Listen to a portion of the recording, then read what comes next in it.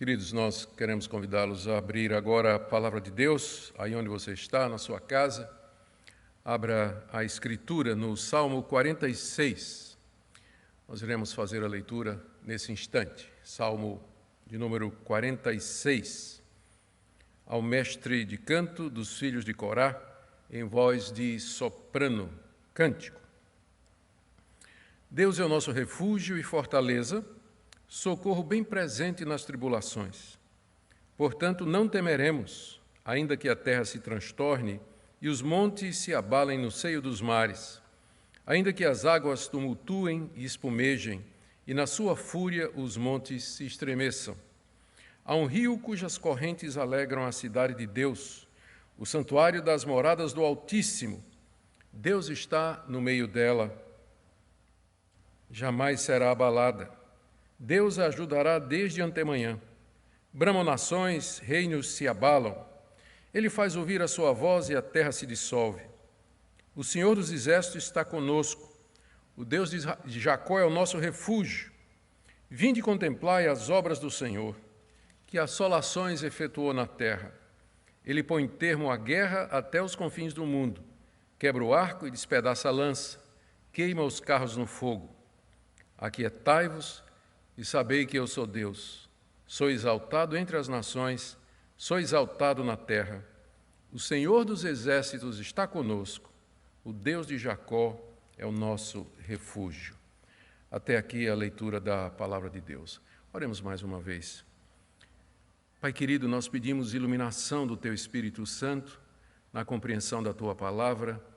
Nós oramos que o Senhor a use para fortalecer o Teu povo, que nos acompanha nessa manhã. Também pedimos, ó Deus, que Tu estejas com todo o Teu povo em toda a face da terra, onde a Tua palavra está sendo ensinada no dia de hoje. Que os que são Teus se regozijem na Tua salvação e que confiem e descansem em Ti. Pedimos, ó Pai, que assim Tu nos conduzas na exposição das Sagradas Escrituras. É o que nós pedimos por amor de Jesus. Amém.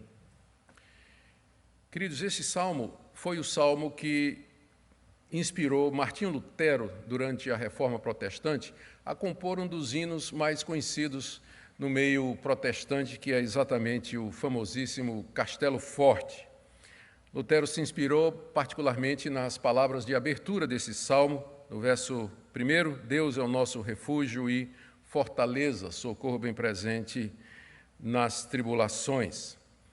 Esse salmo, pelo que nós sabemos, ele foi escrito pelos filhos de Corá, que eram levitas, e que serviam no templo, com o objetivo de ser enviado ao mestre de canto para cantá-lo com voz de soprano. Soprano aqui, vozes agudas, talvez porque o hino ele tem momentos de exultação. Pense assim no Aleluia de Handel, quando em certas partes o soprano vai lá em cima, exatamente quando quer destacar a glória de Deus, ou o poder de Deus e as maravilhas de Deus. Talvez por esse motivo, uma vez que é um salmo que celebra as vitórias de Deus, ele foi feito para que fosse cantado nesse tom.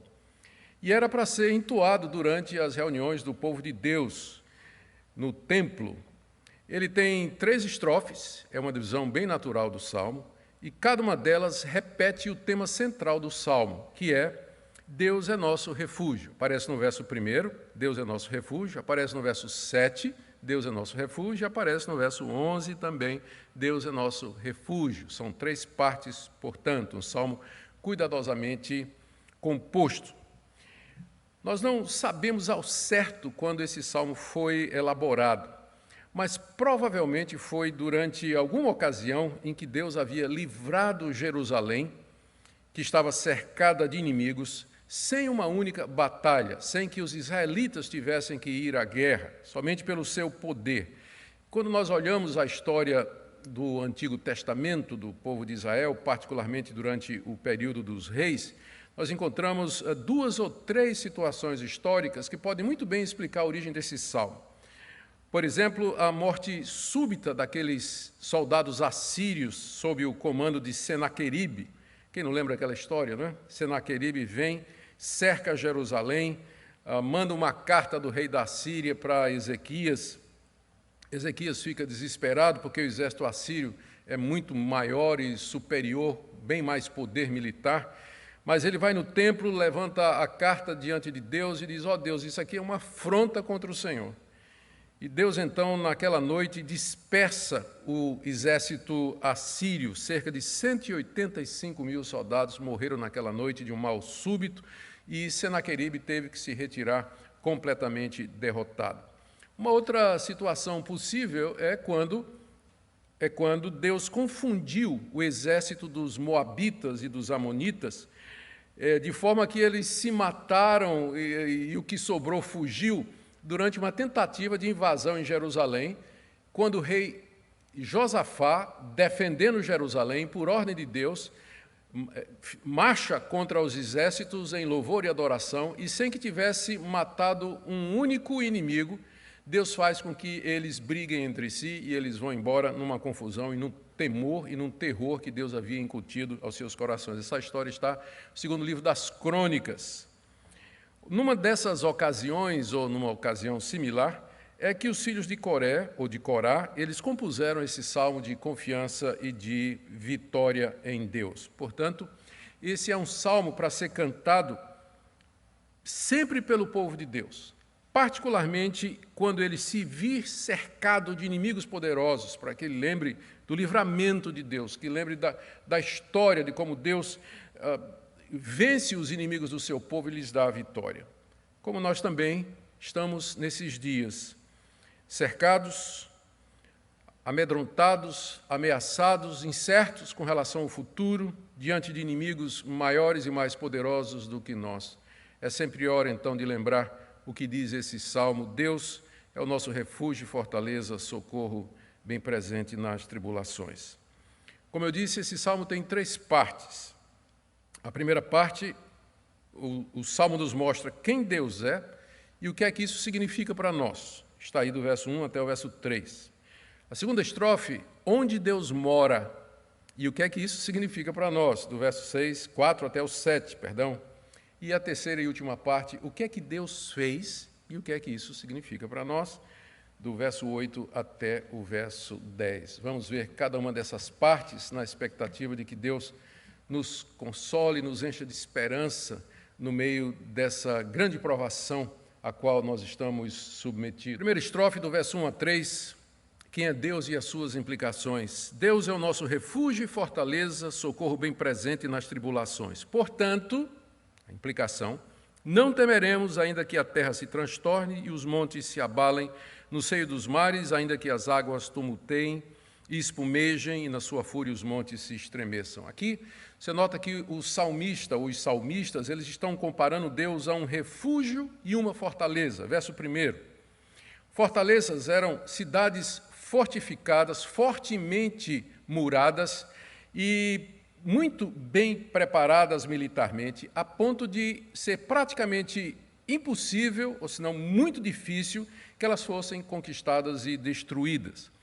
E essas fortalezas, elas serviam de refúgio para pessoas que ali procuravam paz e segurança em meio à guerra. Ali poderiam encontrar proteção, abrigo e cuidado, como, por exemplo, a cidade de Jerusalém, que era edificada sobre um monte, fortemente murada, militarmente protegida, era como uma dessas fortalezas. Como uma fortaleza dessas, Deus é o socorro bem presente nas tribulações para o seu povo. Isso é, quando diz o texto aqui que Deus é um socorro bem presente, quer dizer que Ele é sempre um socorro, está presente em todas as épocas, mas especialmente em época de tribulações. Deus é nosso refúgio e fortaleza, socorro bem presente nas tribulações, como, por exemplo, aquelas tribulações que eu relatei, em que a cidade de Jerusalém ficou cercada de inimigos maiores e mais poderosos, ou qualquer outro tipo de tribulação que porventura venha ao povo de Deus. O ponto aqui do verso 1 é que nós sempre podemos encontrar refúgio e socorro em Deus. Ele é um socorro bem presente, ele é refúgio e fortaleza para o seu povo. Martinho Lutero não somente usou esse salmo para se inspirar, para compor Castelo Forte, mas ele meditava constantemente nesse salmo, e ele orava sobre esse salmo à medida que ele passava por aquelas tremendas provações que vinham da ameaça e da perseguição dos inimigos da Reforma Protestante e dos reis e de alguns soberanos príncipes alemães que eram completamente contra a Reforma Protestante. Quantas vezes Lutero não se viu ameaçado de morte, perigos de cilada e outras ameaças que a sua vida passou? Esse salmo era uma fonte constante para Lutero de conforto e descanso para a sua alma. Isso pelo fato de que Deus é, de quem Deus é. Deus é nosso refúgio e fortaleza, socorro bem presente nas tribulações. Portanto, não temeremos. Verso 2. Note que o portanto aí introduz a inferência ou a conclusão daquilo que Deus é. Se ele é isso, então, portanto, aqueles que confiam em Deus, aqueles que conhecem a Deus, eles não temerão. Isso é, eles não vão ficar assustados, eles não vão ficar amedrontados, apavorados e nem entrar em pânico. Exatamente porque Deus é o seu socorro bem presente nas tribulações. Nós não vamos ficar temendo pela nossa vida, pelo futuro, pelos nossos filhos, família e amigos, temendo ser alcançado pelos inimigos e destruídos, porque nós sempre podemos nos refugiar no nosso Deus, como um fugitivo da guerra podia encontrar abrigo e proteção por detrás das muralhas daquela fortaleza. E isso, veja só, como os salmistas destacam isso aqui, mesmo diante das piores ameaças, porque depois de dizer, Deus é nosso refúgio, portanto não temeremos, ele acrescenta, ainda que, ou seja, ele vai dizer que essa verdade é verdade, ainda que, e aí ele cita as calamidades naturais da época e que representam o que de pior poderia acontecer. Por exemplo, terremoto. Ainda que, verso 2, a terra se transtorne. A terra se transtornar significa que ela se trema, que ela se abale e que ela mude de lugar, que é o que acontece num terremoto. Ou seja, ainda que a própria terra, que é o fundamento, é onde a gente pisa, onde a gente se sente seguro, ainda que a própria terra se transtorne, mude de lugar, eu não terei medo. Ou, ainda que os montes caiam dentro dos mares e se aprofundem, e se afundem nas profundezas do mar. O verso 2, talvez aqui ele imaginando aqueles penhascos que durante um grande terremoto, eles se desfazem e caem dentro d'água, às vezes paredes inteiras, né? Falésias inteiras caem dentro do mar durante um terremoto, um maremoto, ainda que mude toda a estrutura do universo seja abalado, eu não temerei. Note aqui a força do ainda que. E ele não só menciona o terremoto, mas, por exemplo, tempestades, tsunamis, como o verso 3, ainda que as águas tumultem e espumejem. Está falando aqui de uma grande tempestade, talvez um tsunami provocado por um abalo sísmico no fundo do mar, e é de tal natureza que ele diz assim, e que na sua fúria, ou seja, na fúria dessa tempestade, os montes se estremeçam, os montes olham para o mar agitado, aquelas ondas gigantescas, e os montes tremem. Ao contrário dos montes tremendo diante da fúria das águas, eu não temerei. É um contraste intencional aqui. Deus é meu refúgio e fortaleza, portanto eu não temerei, ainda que os montes tremam diante dessas tempestades ou diante dessas perturbações cósmicas naturais que aconteçam.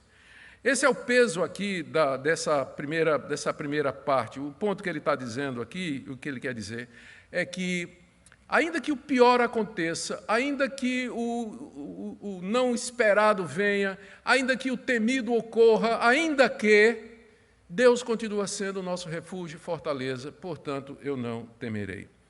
É claro que bem antes da época em que esse salmo foi escrito, essas calamidades já existiam. E ela aqui, talvez, também representam figuradamente aquela ameaça dos invasores, dos inimigos contra Jerusalém. Ou como se ele dissesse assim, os inimigos estão vindo, eu não temerei, porque Deus é o meu refúgio. Ainda que viesse uma ameaça maior, e ele faz essa citação. Mas o ponto aqui é que essas calamidades, elas representam todo tipo de ameaça que o nosso coração teme, toda desgraça que porventura possa acontecer, que já aconteceu e vai acontecer, sobre o mundo e sobre a igreja. Lembremos que o Senhor Jesus usou uma linguagem bem parecida quando ele, falando com seus discípulos, se referiu ao que haveria de acontecer até a sua vinda. Lucas capítulo 21, do verso 25 em diante. Haverá sinais no sol, na lua, nas estrelas, sobre a terra, angústia entre as nações, em perplexidade por causa do bramido, percebe a linguagem semelhante? Por causa do bramido do mar e das suas ondas, haverá homens desmaiando de terror pela expectativa das coisas que sobrevirão ao mundo, porque os poderes dos céus serão abalados. Mas Deus é meu refúgio e fortaleza, socorro bem presente na tribulação. Portanto, não temeremos, ainda que a terra se estremeça e ainda que os mares espumejem e levantem toda a sua fúria. Em meio a todas essas tribulações, queridos, nós podemos buscar refúgio em nosso Deus. É claro que o medo e o temor, eles são reações e sentimentos naturais. Mas, à medida que o crente reflete de quem é Deus, o Criador de todas as coisas, aquele que reina sobre tudo e todos, o seu coração vai encontrar calma, vai encontrar tranquilidade e vai encontrar refúgio, sabendo que Ele é o nosso castelo forte e que, se Ele permitir que algo nos atinja, Ele nos guardará para o seu reino celestial. E como diz a estrofe do castelo forte, com ele reinaremos. Vamos agora para a segunda parte do Salmo, que é do verso 4 até o verso 7, onde Deus mora e quais são as implicações disso. O salmista diz aqui: há um rio cujas correntes alegram a cidade de Deus, santuário das moradas do Altíssimo. Deus está no meio dela, jamais será abalada. Deus ajudará desde antemanhã. Bramam nações, reinos se abalam, ele faz ouvir a sua voz e a terra se dissolve. O Senhor dos Exércitos está conosco, o Deus de Jacó é o nosso refúgio. Depois de dizer quem é Deus e o que é que isso significa em tempos de tribulação, o Salmo agora mostra onde Deus mora e também o que é que isso representa para nós. Note que ele se refere a Deus aqui, pela primeira vez no Salmo, como sendo o Altíssimo. Há um rio cujas correntes alegram a cidade de Deus, o santuário das moradas do Altíssimo. O que significa que Deus é sublime e Ele é maior do que todos os deuses. Ele está acima da sua criação e de todos os deuses da imaginação humana. Ele é o Altíssimo. Apesar dele ser o Altíssimo, Ele mora na cidade de Deus. Verso 4. Está no meio dela, ou seja, está nela, Ele vive nela. Se refere aqui a Jerusalém, no verso 4, que é a cidade de Deus, o santuário das moradas do Altíssimo, que Deus quis habitar entre nós, é uma maravilha. E é um fato espantoso que o Criador de todas as coisas, o Deus sublime, Ele veio morar, Ele tem uma cidade, Ele tem um santuário aqui nesse mundo, e é onde Ele habita. E aqui a referência, sem dúvida, embora o nome Jerusalém não apareça aqui, mas só tem uma cidade no Antigo Testamento que é chamada Cidade de Deus, que é exatamente Jerusalém. Por quê? Porque ali estava o templo, ali estava a arca, ali estavam os sacrifícios, o culto e o ministério levítico, sacerdotal, que Deus havia determinado. Deus havia escolhido Jerusalém como local da sua morada.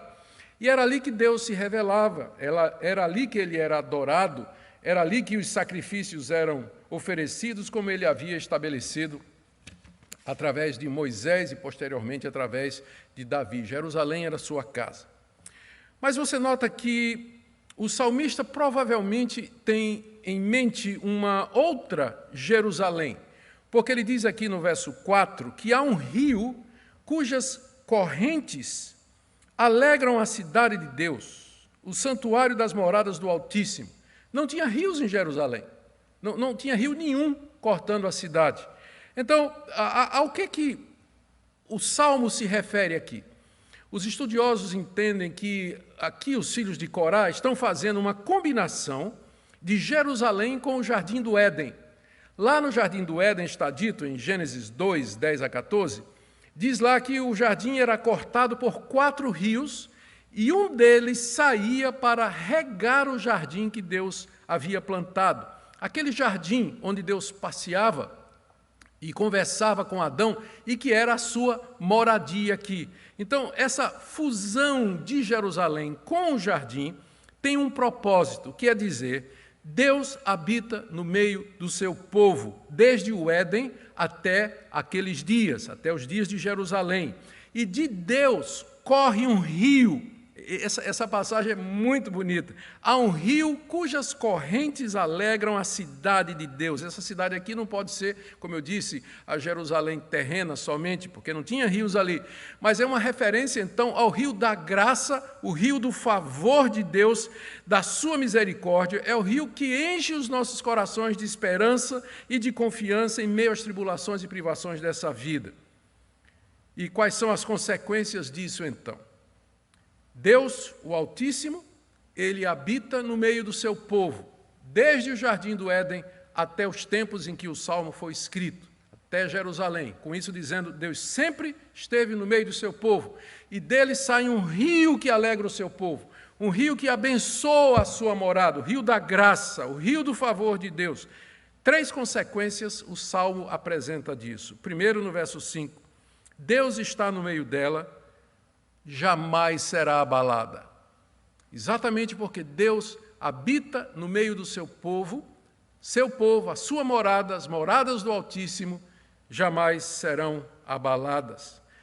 Segundo, lembrando, mais uma vez, Jerusalém foi abalada, ela foi conquistada por Nabucodonosor em 587 a.C. e depois pelos romanos no ano 70 depois de Cristo. Mas o povo de Deus, que está significado aqui, ele permanece, sobreviveu e tem sobrevivido a todos estes tipos de ameaças e perigos, alimentada pelo rio da graça que flui do trono de Deus e que alegra a sua morada. Ela jamais será abalada, primeira consequência, já que Deus mora nela, jamais será abalada. Segundo, Deus a ajudará desde antemanhã, verso 5. Isto é, bem cedinho, desde o romper do dia, Deus virá em auxílio do seu povo. E terceiro, no verso 6, Deus destruirá os seus inimigos. Verso 6 diz assim, bramam as nações poderosas como os assírios, moabitas e amonitas que eu mencionei naqueles exemplos históricos que cercaram o povo de Deus, eles vêm bramando, contando bravatas como o rei Senaqueribe, né, como o rei da Síria, aliás, que através do seu capitão mandou uma carta para o rei Ezequias, dizendo quem é Deus para livrar vocês da minha mão e tudo mais. Nações bramam e os reinos se abalam, porque aquelas nações conquistaram muitos reinos. E era exatamente essa a afronta que esses inimigos traziam diante de Israel. Nós já conquistamos reinos maiores e mais poderosos, quem pode livrar você das nossas mãos? Bramam nações, e com o bramido dessas nações poderosas, reinos se abalam. Mas veja o contraste. Deus faz ouvir a sua voz, e a terra se dissolve. No máximo, o bramido das nações abala outros reinos, mas a voz de Deus dissolve a terra. Com uma palavra, ele matou o exército assírio numa única noite. Saiu o anjo do Senhor e feriu 185.000 soldados assírios, e a vitória foi dada por Deus. A voz de Deus, em contraste com o bramido das nações. A voz do Senhor. A conclusão, então, da segunda estrofe está aí no verso 7. O Senhor dos exércitos está conosco. Ele chama Deus de Senhor dos exércitos porque esse é um dos nomes de Deus que fala do seu poder. Ele é o Criador dos exércitos dos céus, ou seja, de toda a criação, do sol, da lua, das estrelas. Tudo que existe, Deus criou. Como exército, a natureza obedece à sua ordem. Portanto, Deus tem controle sobre todas as coisas. Ele é o Senhor, Ele comanda o exército celestial, o exército natural, o exército de anjos. Não há nada que não esteja debaixo do comando do Senhor dos exércitos. E esse Deus, diz aqui o Salmo, Ele está conosco. Ele habita no nosso meio, Ele está conosco. Segunda expressão aqui do verso 7 é: o Deus de Jacó é o nosso refúgio. Essa é uma expressão no Antigo Testamento que geralmente se refere à aliança de Deus com o seu povo. Deus fez uma aliança com Abraão, Isaque e Jacó. Jacó aqui representa os patriarcas.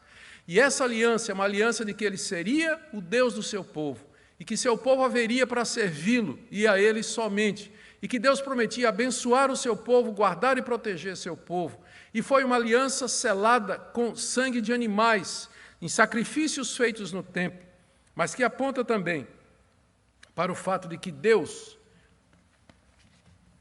Ele é o Deus da aliança que Ele fez com sua igreja pelo sangue precioso do seu Filho Jesus Cristo. Eu vou falar mais sobre isso mais para frente, mas eu quero dizer aqui que o Salmo, ele escolhe de propósito os nomes de Deus aqui. Quando fala de Deus como Senhor dos Exércitos e Deus como Deus de Jacó, quer dizer, o Deus Todo-Poderoso que tem uma aliança conosco. Por isso nós não temeremos, ainda que, nós não temeremos. Porque Deus está conosco e sua presença entre nós é como o fluir de um rio da graça, da misericórdia, que enche o nosso coração de alegria no meio de todas as provações e diante dessas perspectivas. Mas nós vamos agora para a terceira parte do Salmo, que está aí do verso 8 até o verso 10. Aqui o salmista, ou o Salmo, mostra o que Deus fez e quais as implicações para isso. Recordando, primeiro, quem Deus é e o que é que isso significa. Ele é nosso refúgio e fortaleza, portanto, não temeremos. Onde Deus mora, o que é que isso significa? Deus está no meio do seu povo, portanto, seu povo jamais será abalado. E agora, o que é que Deus fez e as implicações disso? Verso de 8 a 10, diz assim: Vinde e contemplai as obras do Senhor, que assolações efetuou na terra. Ele põe termo à guerra até os confins do mundo, quebra o arco, despedaça a lança, queima os carros no fogo. Aquietai-vos e sabei que eu sou Deus, sou exaltado entre as nações, sou exaltado na terra. O Senhor dos Exércitos está conosco, o Deus de Jacó é o nosso refúgio. Aqui o Salmo convida os leitores a vir e contemplar as obras de Deus. Verso 8. Vinde e contemplai as obras do Senhor. É como se os levitas, os coraitas, cantando lá no templo, à medida que os judeus estavam entrando, eles diziam: venham ver o que Deus tem feito. Veja que coisas espantosas Deus tem feito sobre a terra. E como nós dissemos, essa expressão aqui sinaliza, essa expressão que sinaliza que eles tinham alguma coisa em mente. O que é que eles queriam que o povo visse? Venham ver as obras do Senhor. Não está se referindo àquelas obras constantes, mas a uma em particular que deu origem a esse salmo, que foi exatamente um daqueles livramentos que nós mencionamos como exemplo.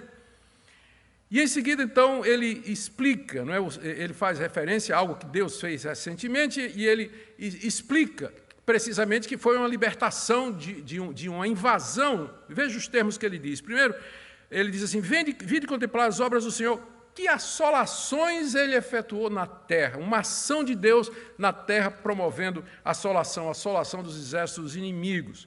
Aqui no verso 9 ele diz: Deus põe termo à guerra, ou seja, ele termina com a guerra até os confins do mundo, até aquela guerra que foi trazida por nações de outra parte do mundo que queriam invadir seu povo. Deus termina com ela, vejam isso. Final do verso 9, ele quebra o arco, despedaça a lança, queima os carros no fogo. Olhem para isso, contemplem isso. Ele destruiu toda a artilharia inimiga, ele acabou com todos os instrumentos de guerra que se levantaram contra nós. E quais as implicações? As implicações disso estão aí no verso 10, e agora é Deus que fala pelo salmista. Ele diz assim: aquietai-vos e sabei que eu sou Deus, porque sou eu que faço isso, sou eu que faço assolações na terra, sou eu que ponho fim à guerra, sou eu que destruo os elementos, os instrumentos de guerra contra ti. A guerra não é tua, aquieta-te e sabe que eu sou Deus. Essa é a expressão dele para dizer: eu sou o Senhor, sou eu que tenho o poder e o controle, portanto, aquiete o seu coração, aquiete o seu coração, aquietai-vos, pare de lutar pensando que a vitória vem por você. Eu sou Deus, eu sou o Altíssimo, o nome de Deus usado aqui, eu sou Deus Todo-Poderoso, Senhor dos Exércitos, eu sou o Deus de Jacó, que tem um pacto, uma aliança com você. Portanto, aquietai-vos. Eu sou exaltado entre todos, verso 10, sou exaltado entre as nações, sou exaltado na terra, ou seja, eu estou acima de todas elas e, portanto, eu tenho um controle absoluto de tudo. E o Salmo termina repetindo o que já havia sido dito 2 vezes, verso 11. O Senhor dos Exércitos está conosco. O Deus de Jacó é o nosso refúgio. Que refrão maravilhoso, não é verdade, desse Salmo? Aparece 3 vezes isso para consolar o nosso coração, para nos dar conforto e segurança no meio dessas incertezas, no meio dessas angústias, quando inimigos maiores e mais poderosos do que nós se aproximam e nós ficamos temerosos quanto ao futuro. Em 1588, a grande armada espanhola estava preparada para atacar a Inglaterra e depor a rainha Elizabeth. Isso porque a Inglaterra, como nós sabemos, havia se tornado em grande parte reformada e provocado a ira dos reis espanhóis católicos. E então eles mandaram seus navios de guerra na direção da Inglaterra para invadir e depor a rainha Elizabeth. Essa armada espanhola era o terror dos mares daquela época, era o maior poderio militar daquela época. 130 navios, 8.000 marinheiros, 18.000 soldados, 2.500 canhões, era, de fato, o maior poder marítimo militar daquela época. A Inglaterra, em compensação, era pobre, era fraca, tinha perdido seus aliados, e ao saberem da aproximação dos espanhóis, muitos crentes ingleses começaram a orar e a clamar a Deus, pedindo a Deus misericórdia, e ao mesmo tempo muitos cristãos holandeses também, porque, sem dúvida, uma vez que conquistada fosse a Inglaterra, a Holanda seria próxima, uma vez que também ela havia se tornado em grande parte reformada. E enquanto eles oravam, a grande armada fez uma tentativa de contornar a Inglaterra, a Escócia e a Irlanda e foi apanhada numa tempestade furiosa, que numa noite destruiu metade da grande armada espanhola. Navios afundaram, homens morreram e a armada espanhola teve que voltar para a Espanha derrotada e envergonhada. Os holandeses cunharam uma moeda na cidade de Dort, aquela mesma onde haveria de ter o concílio, em 1588, onde mostra, de um lado, os holandeses de joelho na praia, orando a Deus, e a inscrição: o homem propõe, mas Deus dispõe. E no outro lado escrito: pelos seus ventos Deus o dispersou. Que testemunho histórico maravilhoso de que o nosso Deus, ele continua sendo o nosso refúgio, a nossa fortaleza, e que ele atende o clamor do seu povo, e que ele nos livra e que ele nos salva quando isso é necessário. Eu quero partir já para algumas conclusões, queridos. O que esse salmo nos ensina? Algumas lições preciosas para nós. Primeiro, Deus habita no meio do seu povo, que é a igreja. As moradas do Altíssimo, a cidade de Deus, cortada por um rio, simbolizada no Antigo Testamento pelo paraíso e por Jerusalém. No Novo Testamento é a igreja, composta dos crentes no Senhor Jesus, um povo espiritual onde Deus habita, mediante Jesus Cristo, no poder do Santo Espírito. Segundo, que Deus tem uma aliança com o seu povo. A igreja cristã, ela é a sucessora dessa aliança que Deus fez com Abraão, Isaque e Jacó.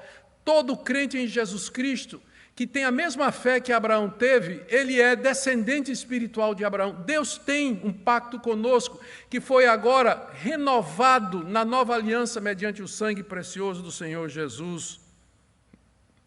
Portanto, Deus continua sendo a nossa fortaleza, ele continua sendo o refúgio do seu povo, ele está conosco sempre.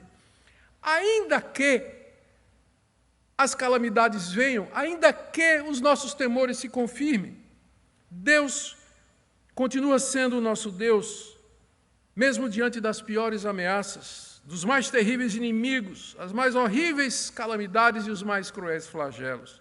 Ele nos ajudará e ele protegerá do mal. Portanto, lembre quem ele é. Ele é o nosso castelo forte. Lembre onde ele mora no meio do seu povo. Lembre o que ele fez, ele pôs fim à guerra. Portanto, não tema, aquiete, reconheça que ele é Deus, lembre-se das obras salvadoras de Deus na história especialmente lembre-se das suas obras redentoras, a encarnação do seu Filho Jesus Cristo que veio habitar entre nós, a sua vida, seu ministério, seus milagres, a sua morte na cruz, a sua ressurreição de entre os mortos, sua ascensão ao céu, sua glorificação, sua entronização no trono do universo, sua vitória sobre o pecado, o mundo, Satanás e o diabo. E descanse o seu coração sabendo que tudo está debaixo do controle do Deus sábio, o Deus da aliança, o Deus Altíssimo. E minha última palavra é essa daqui, que essas calamidades que Deus envia sobre o mundo são avisos de Deus, queridos, para que nós nos arrependamos e nos preparemos para o encontro final com Ele. O Deus Altíssimo, que é segurança do seu povo, é também o Deus que sopra e faz tremer a terra, derrete a terra. Em meados do século XVIII, teve um terremoto terrível em Londres. Naquela época, John Wesley vivia e ministrava. Sacudiu bairros inteiros de Londres de maneira violenta, destruiu casa, matou muita gente. E John Wesley, na época, pregou um sermão baseado nessa passagem aqui, particularmente no verso 8, onde diz: vinde contemplai as obras do Senhor, que assolações efetuou na terra. E Wesley, ele dá os detalhes de 3 outros terremotos que tinham acontecido num breve espaço de tempo, um pouco antes do terremoto de Londres. Ele fala de 2 terremotos, um na Sicília e outro na Jamaica, 1692, e outro que aconteceu em Lima, Peru, em 1746, bem próximo de Londres. E ele dá relatos de testemunhas que compõem uma descrição gráfica dos horrores que foram aqueles terremotos. A rapidez com que aconteceu, questão de minutos, cidades inteiras desapareceram, cadáveres soterrados, milhares de mortos, tsunamis que varreram ilhas inteiras, como, por exemplo, a ilha de Calau, que foi submersa completamente. E, no final, ele avisa ao povo de Londres: venham, vejam as obras do Senhor, que assolações Ele efetuou na terra. Prepare-se para se encontrar com Deus, porque esses tremores são um aviso da parte de Deus do juízo final que se aproxima. E é essa aplicação que eu quero fazer também hoje, no final, que quando nós olhamos para o que está acontecendo, nós devemos saber que Deus está avisando a humanidade, está avisando a você que está me escutando, Deus está avisando: vinde contemplai as obras do Senhor, que assolações tem feito na terra. Prepara-te para te encontrares com teu Deus. São avisos de Deus para a humanidade. O ponto desse salmo é que, no meio de tudo isso, você pode se arrepender dos seus pecados. Você pode se arrepender de ter afrontado Deus com a sua conduta, com a sua incredulidade, com uma vida ímpia, uma vida falsa, se você é cristão. E lembrar que Ele é socorro bem presente, que Ele é uma fortaleza segura, que você pode se refugiar nele mediante o sangue precioso de Cristo, que você pode ser perdoado e purificado das suas iniquidades, receber perdão e segurança nesses dias de crise. Que você ouça essa palavra de encorajamento e também uma palavra de despertamento. Vinde e vede as assolações que Ele tem feito na terra. Deus é o nosso refúgio, o Deus de Jacó está conosco. Vamos orar. Ó Deus querido, não for a Tua aliança, não for a Teu compromisso com o Teu povo, há muito teríamos derretido, só pela Tua voz. Senhor, nós sabemos que essas assolações, nós sabemos que a Tua voz que derrete a terra, tem o objetivo de nos prevenir do juízo vindouro. Dá-nos quebrantamento, humildade. Dê, Senhor, que pecadores se arrependam e se convertam a Ti. E dá também que Teu povo encontre em Ti um alto refúgio, como Lutero encontrou no seu coração, e como tantos outros crentes encontraram, como o Teu povo perseguido em todo lugar, tem encontrado alegria no rio que corre pela cidade de Deus. Assim também alegra o nosso coração no meio de tempos trabalhosos, tempos difíceis. Ouve a nossa oração em nome de Jesus. Amém.